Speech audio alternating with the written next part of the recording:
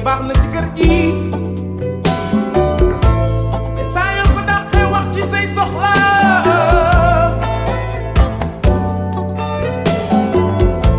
muus mi baax na ci kër gi te saa yoo ko tuddee waxaale ko say soxla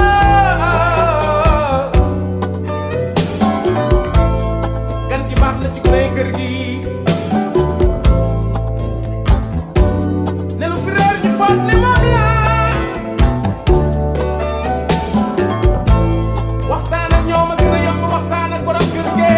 jërëjëf mbokk yi di leen gërëm bu baax ci ni ngeen àndee ak ñun seen télévision Futur Média alors gis ngeen tey nag émission Sama Kër dañoo jógee Dakar def 2 heures à peu près 2h37 de route ngir ñëw fii nii ci Kébémer te nag mbokk yi dañ leen di wan li nga xamante ni moom mooy xew ci région yi ci wàllum aménagement ci émission bi nag ñu ciy ànd ak waa SAFRU kon nag di société bi nga xamante ni moom la ñu dénk lépp lu jëm ci wàllum aménagement ñu def liggéey bu am solo si programme 100 000 logements yi ak au-delà de programme 100 000 logements yi tey nag ñoom la ñu fas yéene daal di xool un peu lu ñu def Kébémer danañ xam tey jii nii ñoom lan la ñu liggéey ci site bi nga xamante ni dafa bokk ci site programme 100 000 logements yi site bi nga xamante ni ci 12 hectares la daal di toll ñoom ñu daal di koy aménager te waa SNHLM xam ngeen ne ñoom ñoo comme di liggéey lu jëm nag ci site boobule kon nag dinañu xool techniquement nu ñu koy defee matériellement nu ñu koy defee mais aussi financièrement naka la ñuy rek supporter lu jëm ci wàllum aménagement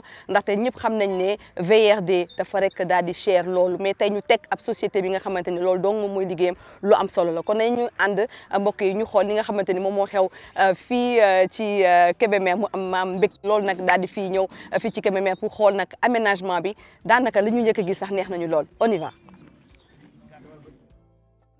alors tey moom ñoo war a def yëpp chantier salaamaaleykum na ngeen def ça va sama gars yi yéen a ngi ci jàmm yéen a ngi tibb suuf mun naa tibb suuf ak yéen ma xool ndax pelle bi diis na wala ay ñëwal ma xool ci lii de ku sant waay seen liggéey metti na de merci beaucoup salaamaaleykum ça va na ngeen defa def ça va bien yaa yëkkati pavé yi ça va bien man il faut ma ñëw xool ndax dinaa mën a pavé salaamaaleykum ça va bien ça va bien kan na nga def c'est vrai qu'on s'est vu benn jour ça va bien ça va bien mbokk yi kii nag yaakaar naa moom mooy yow yaa jiite travaux yi waaw je suis le conducteur des travaux. Les conducteurs des travaux. Je suis l'ingénieur chargé des travaux. yow yaa nekk Certem.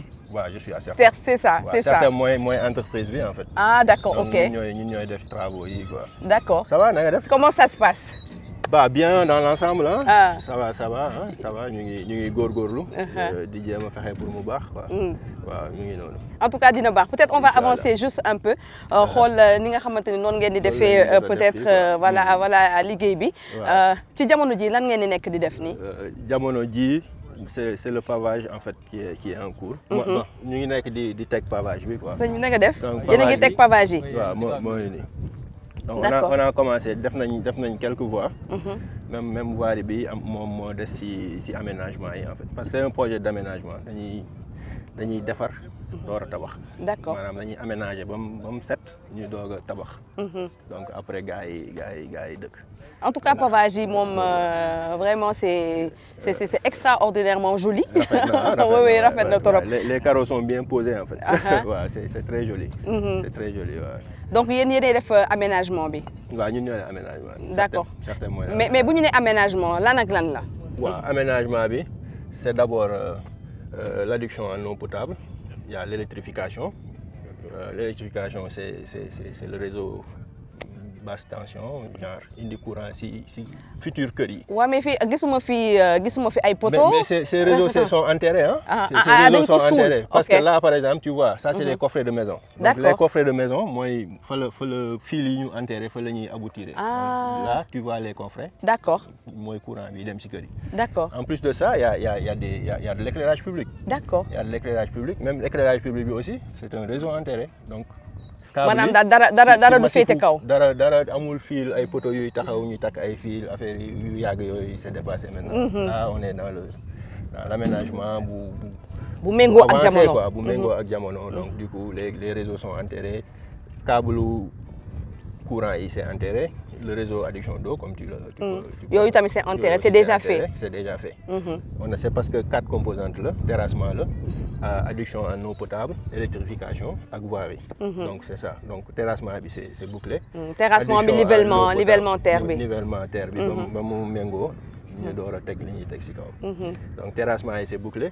Adduction en eau potable, c'est carrément presque bouclé en fait. Il reste juste à la javélisation pour que ndox bi mën a ñëw ci biir réseau bi. Machallah. Dugg ci kër yi. Électrification bi aussi c'est presque bouclé parce que câble yëpp enterré nañ leen. ñu ngi génn ci coffret yi. Donc il reste l'alimentation en genre. Là-bas il y a le poste courant. Ah, poste courant bi moo nekk c'est déjà installé. D'accord. Donc raccordement bi fële ci réseau MT bi moo des. pour que courant bi mën a ñëw ci chantier bi. D'accord. En plus l'éclairage public aussi, les massifs sont posés, mooy les candélabres. Lampe mbedd yi en fait. Donc les massifs sont posés. C'est fait. léegi dañuy ñëw rek poser lampe yi jël lampe yi rek samp. Donc loolu voirie bi moom comme tu vois. man kay defar nañ tali bu ñuul bi ba pare teg nañ bordure yi. yéen a ngi ci pavé donc carreaux yi moo des tali carreau. moom mooy secondaire yi moom mooy voie c'est ça les voies secondaires. Donc il y a 2 voies principales. mooy bii nii juste derrière nous. ak bële ca ginnaaw. donc c'est 2 voies principales yoo xam ne on les a fait en noir en fait c'est de l'enrobé sur une couche de latérite en fait. D'accord. Donc loolu mooy. En tout cas c'est impressionnant en fait boo fi ñëwee en fait tu te croirais vraiment dans un site bi nga xamante ni voilà site bu c'est-à-dire que site bu pare la tey pour recevoir ay kër. Si aménagement bi c'est même un niveau tertiaire en fait. dañuy aménager chaque maison dafay desservir. Genre chaque maison sera desservie par une voie en fait. D'accord. Après day am ndox am courant am lépp balaa ñu koy. loolu la ñu woowee viabilisation. C'est ça. Mais est-ce que mën a essayer te poser kii. Même les eaux pluviales sont prises en compte parce que dañuy même au niveau du terrassement. On a créé des pentes de sorte que ndox du taxaw ci site bi. Donc toutes les eaux seront drainées. Voilà lépp dañ koy day ruisseler vers les exutoires là qui sont de l'autre côté. Donc loolu la demee. En tout cas liggéey bi rafet na on va plus en parler ci kanam ak ñi nga xamante ni ñoom ñoo ŋànk Safru mi nga xamante ni ñoom ñoo donc ëmb liggéey bi.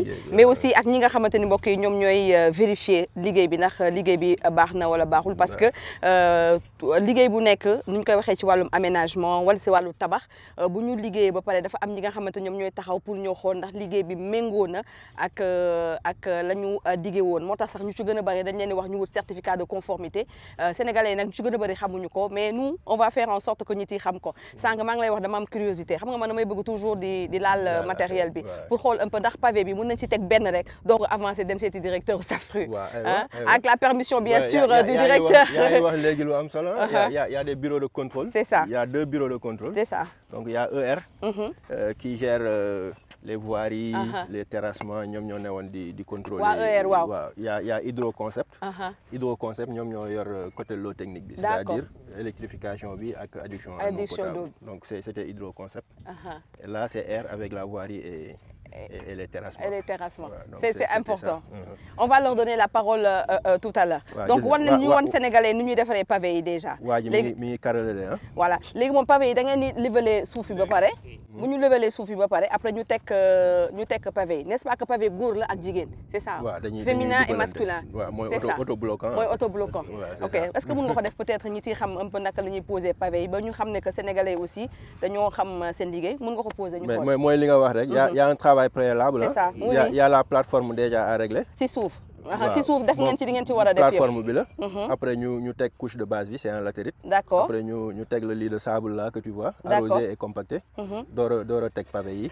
C'est des pavés autobloquants. Donc dañuy dugalante donc avant ngay teg commencer teg pavé yi sax da ngay régler l'axe là. Ça c'est l'axe de la D'accord. route en fait mooy corde bi.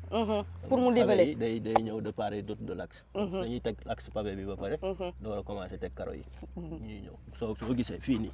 Ça passe exactement. si kii bi au milieu. L'entre pavé. D'accord. Donc c'est ça. Pavé yi góor ak jigéen la dugalante et cetera. Et puis suñ paree y a des jointages à faire. Par rapport aux extrémités. Aux extrémités ici. waaw y a des jointages à faire. En plus y a du sablage. dañuy sottiwaat suuf si kaw. Pour si kaw pavé yi bale ko ba suuf si dugg si diggante pavé yi pour que affaire bi gën a dëgër. Compact. Voilà donc c'est ça. Et puis y a des petits engins des compacteurs qui vont passer dessus. ba affaire bi jàpp carrément. Nos ingénieurs ont du talent. Merci. C'est le chef de la mission de contrôle, hein? C'est ça. Monsieur Ndiaye. C'est ça, monsieur Ndiaye. En tout cas, nos ingénieurs ont du talent. En tout cas, Kane, merci beaucoup. Liggéey bi rafet na sànq maa ngi ko doon wax mbokk yi nee naa liggéey boo gis il faut mu am contrôle parce que contrôle bi moom mooy tax bu ëllëg si biir jotee. bu ñu nee liggéey bi ñii ñoo ko liggéey ñu ne ñii ñoo ko contrôlé. Parce que maa ngi koy wax certificat de conformité c'est extrêmement important pendant ak après le chantier te yaakaar naa ne si ngay liggéey nga fàttali ñu tur bi. Man Saliou Ndiaye laa leen tudd donc nous sommes une mission de contrôle ñu ñooy contrôle saytu la nga xam ne moom entreprise moom dafay am cahier de charge. nekkul le client comme certains lui dit que lii laa soxla. mais il faudrait mu teg fi ay nit ñoo xam ne ñooy saytu ndegam ni mu ko bëggee noonu lañ ko defee. bon donc ce qu'on appelle la mission de contrôle am na ñaari pàcc. bon am na kuy def les lots techniques maanaam ndox mi ak électricité. et l'autre qui fait la voirie et le terrassement maanaam kii bi nekk ensemble donc benn lot technique bi c'est mon collègue Hydroconcept Hydroconcept nous-mêmes nous sommes ER. Donc on travaille en symbiose ku nekk dans le cadre il vous a parlé de l'électricité c'est lui qui les gère la voirie c'est nous qui les gérons etc. Maintenant chaque fois moom bala mu bëgg a def dara il faut mu won ñu nii laa ko bëgg a defee ñu xool ndegam c'est en conformité avec ses cahiers de charge ou pas et puis maintenant il y a des gens qui sont là 24 heures sur 24 durant les heures boulot pour les suivre au jour le jour. Mais qu'est-ce que vous avez constaté ci liggéey bi ci liggéeyu aménagement bi bu ñu xamee que nag aménagement moom yombul parce que la plupart ay zones yi nga xamante ne day am inondation yi ni mel. ñàkk aménagement bu mel nii moo ko indi. Voilà c'est ça vous avez constaté un peu dans notre pays que parfois dañuy defar des investissements très lourds. et puis à la fin les gens ne sont pas satisfaits et inondés. mais tout ça a été pris en compte dans ce projet-là. Et le réseau d'assainissement eau potable vous venez de parler que par exemple que bon on met une corde là mais même sur la route il y a une pente qui permet d'amener l'eau quelque part et qui sera récupérée quelque part pour aller. Et c'est pas des trucs qui vont en fait oui c'est ça c'est-à-dire que du loo xam ne dañuy toog nit ki inondé wu maanaam nit ki ndox mi ñëw si këram yooyu.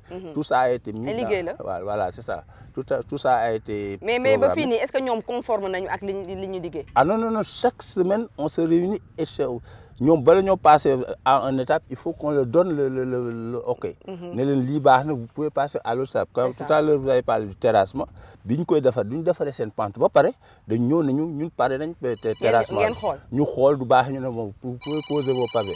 etc. Voilà en tout cas c'est important di féliciter ñi nga xamante ne ñoom ñoo nekk ci liggéey bi parce que nee na defar terrain dafa mel ni rek booy togg ceebu jën.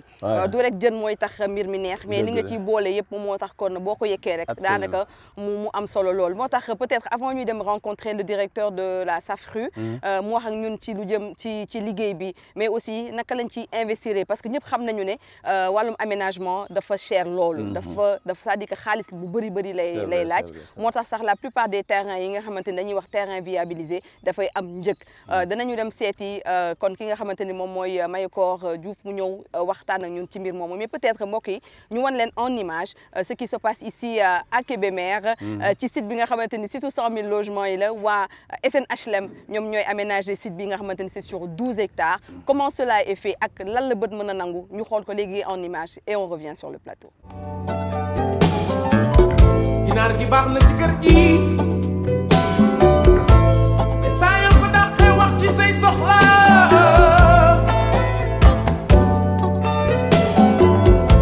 muus mi baax na ci kër gi mais saa yoo ko tuddee waxaale ko say soxla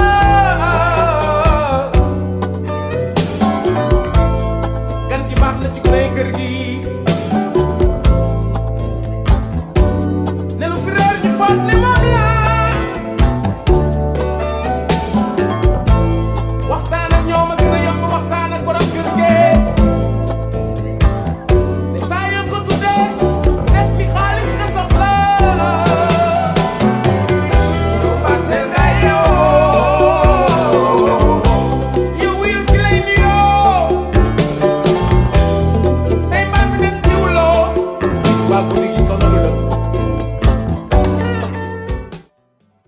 alors mbokk yi di leen gërëmaat bu baax a baax ci ni ngeen àndee ak ñun seen télévision Futur Média di leen fàttali ne seen émission sama kër tey nag dañoo ñëw ba Kébémer ngir def fi émission bi sànq maa ngi ko doon wax ci ndorteel bi nee naa leen nag Sénégal du Dakar rek te balaa nga koy xam nag nga jël oto dugg ci tali yi nga xamante ni macha allah léegi yaatu na ñëw ba Kébémer wala dem ba Saint-Louis dem ba ci yeneen dëkk pour def fa émission loolu sax yaakaar naa ne marketing territorial boobu ñun émission sama kër dañ ci fas yéene kon daal di liggéey bu baax a baax a baax.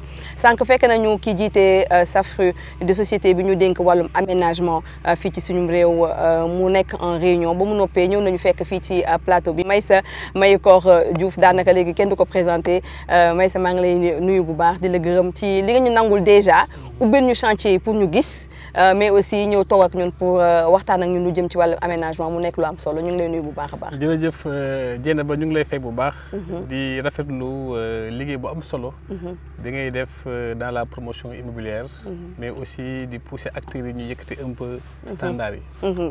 En tout cas fii moom dañu fi gis daanaka daanañu dem ci ay sites yi nga xamante ne dañ koy aménager mais franchement on dit en toute sincérité vraiment sincérité bi nekk ci wàllum professionnalisme gis nañ fi liggéey bi nga xamante ni liggéey bu am solo la sànq jot nañu daje ak ingénieurs yi ñu expliquer ñu naka la ñu rek daal di liggéey mais tey par exemple SAFRU naka la def ba mën a attan programme bi ni mel suñu xamee ne que yéen bi ngeen juddoo yàggul. waaw loolu nag dañ ci delloo njukkal son excellence monsieur le président Macky Sall. parce que bi ñu ko falaatee moom moo lancé un ambitieux projet tuddee ko programme zéro bidonville. donc mu ne léegi dama bëgg mu am continuité territoriale partout au Sénégal li ñuy gis ci centre urbain yi muy law di law ba nga xamante ne effet bidonville entassement yi ak la problématique des inondations en tout cas progressivement avec la SAFRU ñu départir aussi. donc moo tax nag bi mu lancé la réunion présidentielle sur le logement ci la ñu joxoon instruction pour ñu élever les niveaux d'aménagement xam nga fii tey boo jëlee promotion immobilière yi. daanaka ak 90% ñu ngi yem ci aménagement primaire. maanaam da ngay def tali bu xonq bi rek. dugal ndox dugal courant bàyyi ko noonu. ñi fa dëkk sa pour ñu ñëw seen fi ñu dëkk. daanaka dañuy sonn ba bu ñu ñëwee. dañuy tëdd rek nelaw. dëgg la loolu nag la ne dama bëgg tey niveau d'aménagement bi am Fann Résidence. nga xamante ne da ngay dox ba sa buntu kër. doo laal suuf. réseau yi ñu enterré ko. mu am drainage eau pluviale. donc loolu la ñu sant moo tax tey boo ñëwee fii ci chantier bi je pense que ingénieurs yi war nañ leen ko oui. daanaka tous les corps d'État lañ jël en compte. def alimentation distribution en eau et d'électricité. mais surtout amane bi ñu jël ko ci 1,5 kilomètre andi ko. loolu defuñu ko rek pour ñun c'est parce que dañoo jàpp ne SAFRU état du Sénégal moo ko daanaka moo ko moom à plus de presque 90%. donc service public la. tey zone bi yëpp parce que bu amee extension ils n'auront pas besoin de def ay raccordement yu sori. ñëpp dañuy ñëw rek branché ñëpp dañuy ñëw branché wu à partir de ce site. donc mu nekk nag loo xamante ne vraiment am na coût. mais président Macky Sall yéene bi mu am ci réew mi.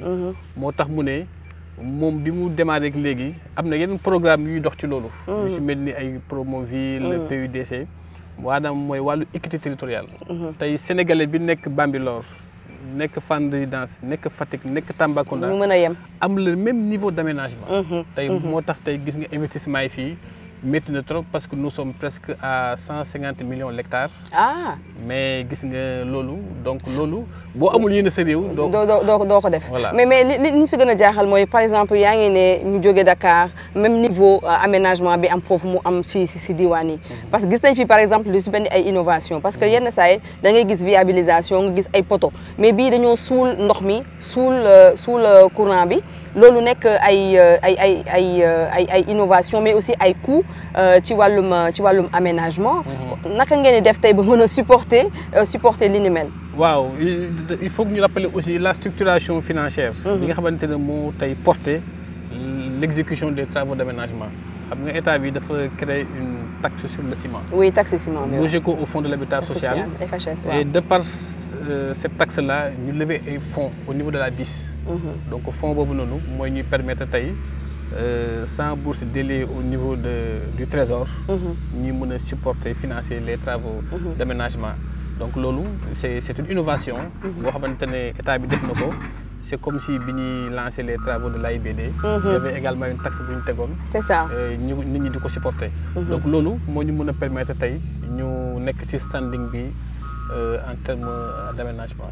En tout cas c'est très bien fait sànq maa ngi koy wax surtout niche yi ni ñu génnee on a vu aussi que nekk ci aménagement bi prévoir ngeen ay lampes parce que gis nañ ko sànq ci programme yi moo tax sànq sax may naan donc xam nga bu ñuy def bu ñu waxtaan ak DG il faut ñu xool lampes yi naka lañ koy mën a gisee parce que aménagement wu réew du ci rek tabax bi rafetaayu tabax bi mais li koy taaral maanaam environnement bi cadre de vie bi c'est très important. oui cadre de vie bi dafa am solo parce que tey nga def beaucoup d'argent ci kër te mënoo nekk ci environnement bu durable mënoo nekk ci environnement bu résilient bu tawee doo nelaw nekk ci psychose donc loolu la ñuy éviter ci en tout cas moo tax ñu bëgg a changer de paradigme tey gis nga lampadaires yi nii moom mooy alimenter voies les grandes voies waaw les grandes voies bitumées maintenant pavage bi il y a presque 3 kilomètres de voies pavées 3 kilomètres. waaw de voies pavées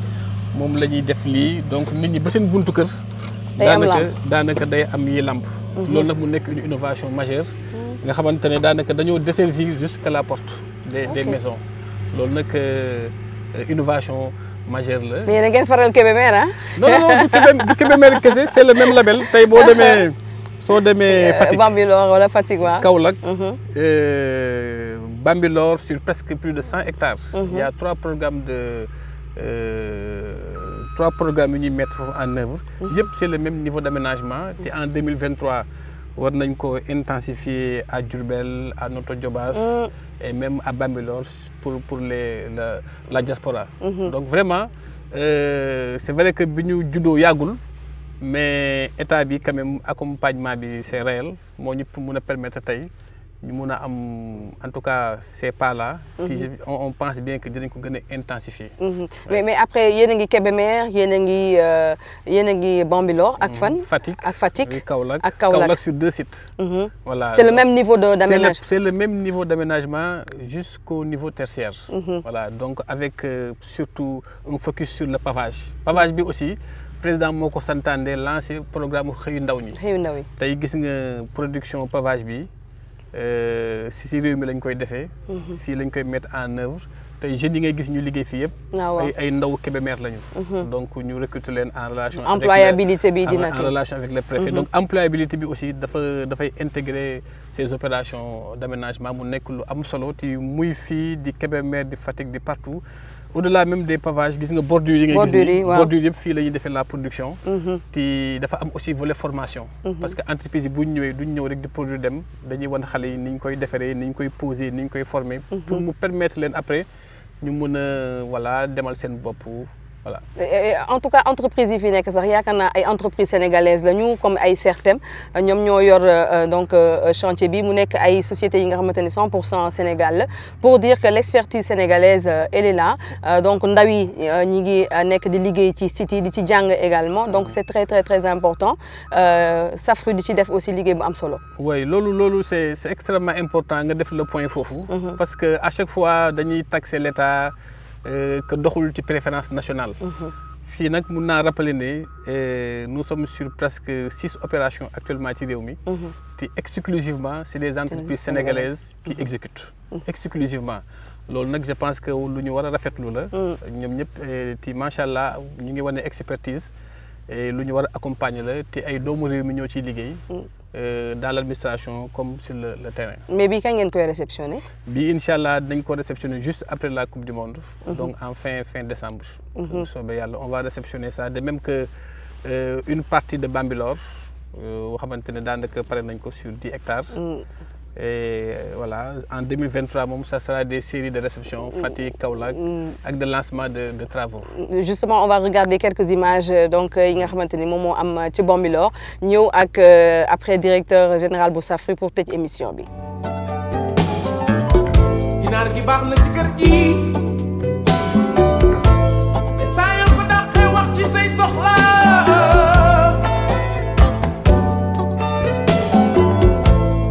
baax na ci kër gi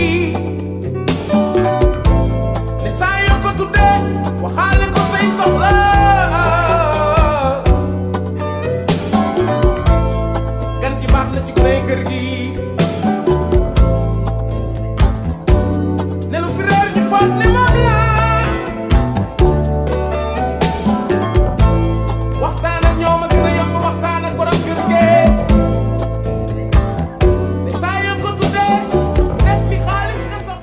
gis nañu image wu Bambilor yi liggéey bi nga xamante ni def ngeen ko fii c'est sur 12 hectares moom ngeen nar a aménager Bambilor c'est sur 100 hectares mais tey yéen nee nga état bi ngeen di liggéeyal société bi majoritairement état bi moom moo ci teg tànkam mais est-ce que di ngeen liggéey ak ay privé tey jii nii par exemple man su ma nekkee promoteur immobilier privé ma bëgg tey ñu aménager ma est-ce que Safru tey dina ci taxaw waaw loolu nag mooy la perspective tey c'est vrai que état bi mooy actionnaire majoritaire mais nag c'est une société anonyme qui est appelée progressivement à avoir ses propres ressources d'ailleurs looloo taxoon état bi def ko société anonyme jox ñu du foncier à Daga-Kholpa pour ñu mën a innover dans la recherche de fonds donc tey bon c'est vrai que on se concentre exclusivement sur le programme 100 000 logements parce que la demande elle est très forte le besoin est là on est à presque 270 000 demandeurs mais nag bu ñu wane suñu expertise labelliser ko ba réew mi nangu ko. ngeen waaw je pense que promoteur privé bu bëgg lii en tout cas expertise baa ngi fii on a les missions de contrôle ñu mën a accompagner pour ñu defal la ko dans des délais records mais aussi avec de la qualité. En tout cas ñu ngi leen di souhaiter juste bon vent comme ni ñu ko waxee c'est entre sénégalais. Comme ni ñu ko waxee aussi expertise bi fii la entreprise sénégalais ñoom ñoo koy donc liggéey ndaw réew mi ñoo koy liggéey mais aussi li ñu fi gis tamit bon lu ñu gis rek la ñu mën a wax ci niveau donc aménagement dañuy faral di gis ay poteaux yuy déborder fu nekk mais lu jëm ci courant ak ndox ñu daal di koy suul génne ci ay niches yi nga xamante ni dafa méngoo ak jamono loolu aussi bu ñu ko gisee dañu koy rek daal di wax boole si nag comme ni mu koy waxee ak conscience professionnelle bi nga xamante ni loolu mën la ñu rek tàmm du ñu ko gisee ci suñu wàllu liggéey moo taxoon tey ñu ne dañuy ñëw fi nga xamante ni moom mooy Kébémer ànd ak waa Safru en tout cas ñun wane li nga xamante ni lu positif mais également lu ñu war a liggéey rek lañ fi nekkee saa yu ñu am nammee wax ci wàllum aménagement incha allah dina ñëw Safru ñu gën ñu leeralal ci ay mbir incha allah. Voilà merci beaucoup. Dieyna ba ñu ngi lay remercier. ci fenêtre bi nga ubbi tey ci suñu chantier yi. non tey kay buntu laa leen ubbi nag tey buntu am na solo mais fi ma bëggoon insister. waaw ci innovation yi. mooy les voies d'accès. les voies d'accès. waaw bëriwul loo koy gis ci programme d'aménagement. tey boo demee sur Bambilor on est sur une voie d'accès de 4 km 400 en 2 fois 2 voies. pour raccorder national bi. ak les sites. fii soriwul on est sur raccordement de 50 mètres. mais boo demee Kaolack on est presque sur 1 kilomètre. Fatick également sur presque 800 mètres donc la dimension réalisation des voies d'accès loolu aussi lu ñu jël en compte la dans les programmes d'aménagement te lu am solo la sinon di nga gis nit ñi duñu am confort. seen oto yi di gaaw a yàqu. donc loolu lépp daal le président dafa jël lu mu def ko au cœur de ce programme. vraiment ñu permettre leen ñu nekk ci dëkkuwaay yu dal résilient mais durable. en tout cas nee naa ku bëgg durabilité ci sa tabax ci sa dëkkuwaay da ngay bàyyi xel bu baax a baax ci aménagement bu ñu ne aménagement mooy viabilisation lii permettre nit ki mu mën a nekk à l'aise bu tabaxee këram bu baax mu mën a am un cadre de vie bu koy permettre tey jii mu mën a rek dund ca na mu rek daal di waree. merci beaucoup donc Meissa Mayakor Diouf moom moo jiite Safru di société bi nga xamante ni moom la ñu dénk wàllum aménagement fii ci suñu réew incha allah ci yeneen émission dinañu ànd ak ñoom ca Kaolack wax na ko ak ci yeneen diwaan pour xool aussi lu ñu rek daal di liggéey pour wax ne sénégalais yi ñëpp ci la ñu bokk wàllum équité comme lu mu wax ci wàllum ci ay kàddoom lu am solo la ñëpp mën a yem ci wàllu nañuy amee équipement yi nañuy amee aménagement yi dinañ ci topp incha allahu rabbi ñu ñëw ak yéen ci page de pub ñu dellusiwaat ci plateau bi.